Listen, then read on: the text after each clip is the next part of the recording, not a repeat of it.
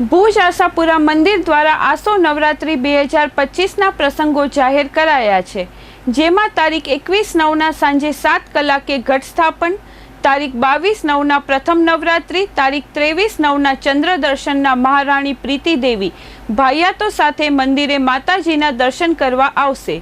તારીખ 29ના રાત્રે 9 કલાકે હવન પ્રારંભ અને રાત્રે 12:45 કલાકે હવન પૂર્ણાહુતિ મહંત પૂજારી જનાર્દન દવેના હસ્તે કરાશે. તારીખ 30/9ના સવારે 9:30 કલાકે મહાપૂજા, પતરી, જાતર ચઢાવવાની વિધિ રાજ પરિવારના સદસ્યના હસ્તે કરાશે.